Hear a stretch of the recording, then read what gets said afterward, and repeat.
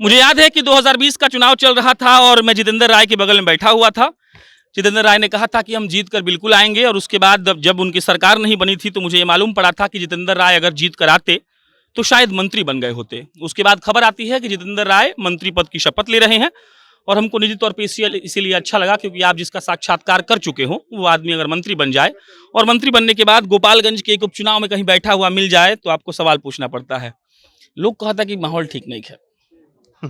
जे कहता वो हमेशा ये कहत रहेला।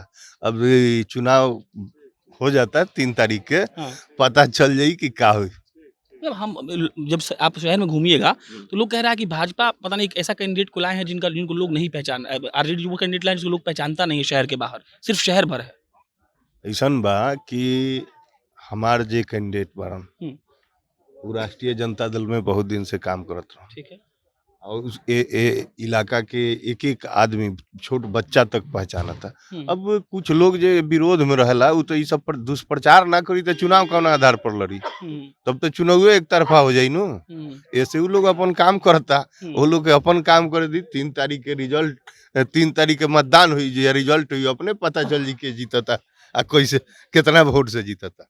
कहाँ कहाँ गई रही आज और लोग रिस्पॉन्स का बा? ना अभी तो लोकले में, अब काल से हमने के विधिवत प्लान के तहत एक ही गो गाँव घूमे में सब। साधु यादव बहुत बड़ा फैक्टर लोग कहता बा 2020 में अब रिजल्ट देखे हम तो पाएम कि दूसरा नंबर वोट अच्छा ही रहे। कहल जाता कि यार लालू जी का मन से कलर ले कि यादव कटे वाला हो, लेकिन लागत यही पर तो काट लिए नु।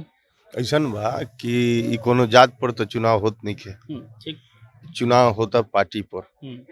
तो ये राष्ट्रीय जनता दल के वोट बैंक जोन बा उ रहल बा, मिलल बा, मिली। लोग भी उत्साहित बा। अब ये रात के इतना लोग एजा ऑफिस में बैठल बा तो ऐसे नहीं के बुझात कि का रुझान बा। ऐसे थोड़ा इंतजार करी, अपने रिजल्ट सामने आई, सब लोग के पता चल जाई।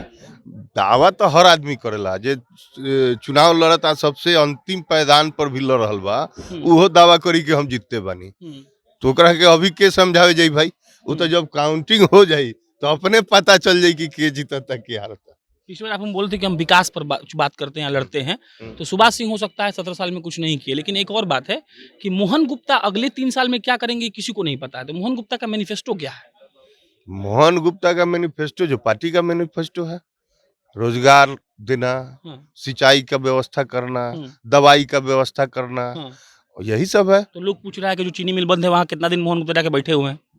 यहाँ बैठ के बोले चिल्लाएंगे ना जिंदाबाद। चीनी मिल पहले का मैटर है, अभी मतलब जीते ही नहीं तले वहां जाके बैठ जाए, कहाँ बैठ जाए। बैठेंगे, जाएंगे सदन में, आवाज उठाएंगे, बात रखेंगे सरकार के पास कि यहाँ समस्या है। अब जो लोग, अब एक बात तो तय है ना कि जो लोग कहे थे कि 2 करोड़ नौकरी देंगे तो वो अभी तक तो कुछ पता नहीं इस देश की जनता को।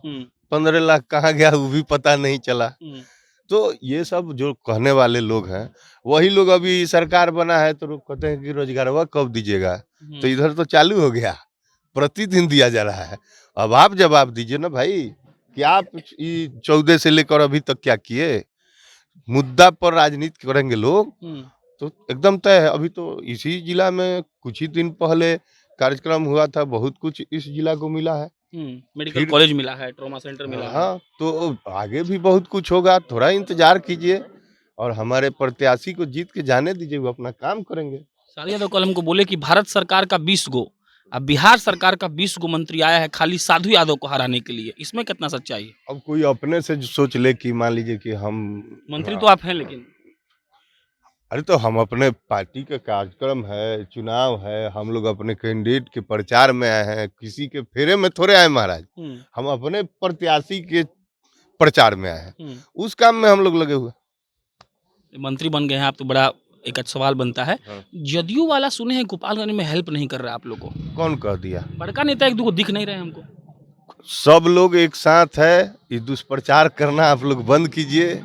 और लग रहा है कि आरजेडी अकेले यहाँ दम लगाई हुई है। गलत बात है। अपने जिस दिन नामांकन था तो इस जिले के मंत्री हैं वो भी थे, जो विधायक थे वो भी थे, सब लोग तो साथी था। ये कहाँ से आप लोग सांसद भी यहाँ मंच पर उपस्थित थे। अब ये सब अफवाह फैला के चाह रहा है लोग गुमराह करना, तो इस बार इस उपचुनाव में ये सब कुछ होने उन्हें नहीं जा रहा है। वोट भी नहीं बटेगा, जीत जाएगा प्रत्याशी निश्चित 200% कहीं डाउट नहीं। प्रेमशंकर यादव जी कहाँ कहाँ गए थे आज? आज उचका गाँव गए थे। क्या हुआ? लोग पंचायत बोला में। कि दे दे के जिता देंगे, यही बोला होगा। तो ये सब चीज़ हम कैसे बोले, लोग के पास जाते हैं, आशीर्वाद लेते हैं, हम आते हैं, लेकिन बस लोग की भावना है कि इस बार चेंज करना है, क्योंकि 17 साल में कुछ हुआ नहीं है। और 17 साल में न किसी के घर पे गए हैं, न किसी के दुख सुख में गए हैं, न गोपालगंज के लिए कुछ किया है, न टाउन सदर की टाउन के लिए कुछ किया है, न कहीं किसी बाजार के लिए कुछ किया है, और न किसी टोला गांव के लिए किया है। तो लोग परिवर्तन चाहता है, लोग को ऐसे भी भारी हो गए थे वो। तो लोग चाह रहे हैं कि इस बार हम लोग यहाँ परिवर्तन करें। एक गांव से गुजर रहे थे हम आज, तो ओवैसी की पार्टी के जो प्रत्याशी है उनका 5-10 गाड़ी गुजर रहा था। एगो नारा सुने, एगो बात सुने हम कि आरजेडी वाला सब एकदम दूर रहना है, वो माइक से बोल रहा था सब। देखिए सब लोग जान गया है, इवन की अकलियत भाई लोग भी जानता है, सभी मुसलमान भाई के एक एक बच्चा लोग भी जानता है कि वो सब बीजेपी का बी टीम है। कल ही आपको बताया था कि बीजेपी उसको पैसा दिया है, फाइनेंस किया है चुनाव लड़ने के लिए। भाई यहाँ कुछ चलने वाला नहीं है, तो वोटवा नहीं बटेगा ना, कुछ नहीं। जो पहले 19 मिला था उसे और नीचे जाएगा वो। दिलीप जी भी हैं, पिछली बार एमएलसी का चुनाव लड़े थे। क्या दिलीप जी, हरिहर झंडा का कुछ मतलब है?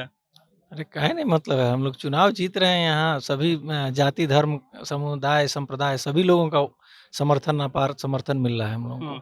अरे जितेंद्र, शाम को जब आप लोग मतलब कैंपेनिंग करके आते हैं, बहुत थक जाते होंगे, तब मतलब कैसा माइंडसेट होता है? मतलब एक नेता सोचता कैसे, हम समझना चाह रहे हैं। मतलब दिन भर लोग से मिले, शाम में थक गए, अब घर जाना होगा थोड़ी देर बाद, उस वक्त भी बैठे हुए हैं, तो मतलब क्या माइंडसेट चलता है? कल का तैयारी सोच रहे हैं, या कैसे जिताना है ये सोच रहे हैं, या सोच रहे हैं कि मंत्रालय का काम कैसे हो, क्या सोचते हैं आप? इतना सोचने का यहाँ जरूरत नहीं हाँ। है, यहाँ जीत तय है। जो लोगों में उत्साह है, कार्यकर्ता में उत्साह है, तो इस बार सोचना क्या है, रिजल्ट आने दीजिए, आपको पता चल जाएगा। रहा बात हम लोग का, तो हम लोग घूमते ही तो प्रतिदिन का काम है। जो भी जनप्रतिनिधि है उसका दायित्व है कि सुबह से उठकर शाम तक लोग से मिले, उसके समस्या का समाधान करे, वही हम लोग करते हैं। इसमें सोचने और समझने का क्या बात है, ये तो डेली रूटीन का वर्क है, करना है तो करना है। चलिए, नेताओं का आत्मविश्वास ही बताता है कि उनकी तैयारी कैसी है, बाकी जीत और हार। अच्छा हाँ, यहाँ देखिए, छूट गया हमसे। संजीव जी, संजय जी, हाँ संजय जी, आप भी घूमे आज? जी घूमे हैं। कहाँ कहाँ गए थे, क्या रिस्पॉन्स था? हम विदेशिया टोला में गए थे, हाँ, और प्लस 3-4 जगह भी गए हैं बगल पंचायत में। लोग कह रहे हैं कि 17 साल बनाम अभी बार मिला है। 17 साल जो हम लोग डार्क में थे, आज हमें फ्री मिला है, आज़ादी से हम जी रहे हैं, आज़ादी से वोटिंग करेंगे। तो इस बार की गारंटी है कि जो वोट बीच में बढ़ जाता था, इस बार नहीं बटेगा? गारंटी जनता करे, गारंटी तो जनता ने देती है। नेता का काम है अपना बात कहना। हम अपने पार्टी के काम करने गए, और जनता कहती है कि आप अपना निश्चिंत रहिए, 17 साल का बदला भी लेना है, हम 17 साल का बदला ले रहे हैं। चलिए, अपने वाक्य हम कंप्लीट कर लेते हैं। तो हम ये कह रहे थे कि आत्मविश्वास नेताओं को ये समझाता है कि आप जीत रहे हैं या हार रहे हैं, अंततः जनता तय करती है। लेकिन आरजेडी जिस तरीके से गोपालगंज और मोकामा दोनों जगह लगी हुई है, ऐसा प्रतीत होता है कि तेजस्वी यादव की ये फौज हो सकता है कि जीत की ओर चली जाए। बाकी 6 तारीख को मालूम चल जाएगा कि क्या होगा। बाकी मेरा नाम प्रशांत राय है, आप जनता जंक्शन देख रहे थे। बहुत बहुत धन्यवाद।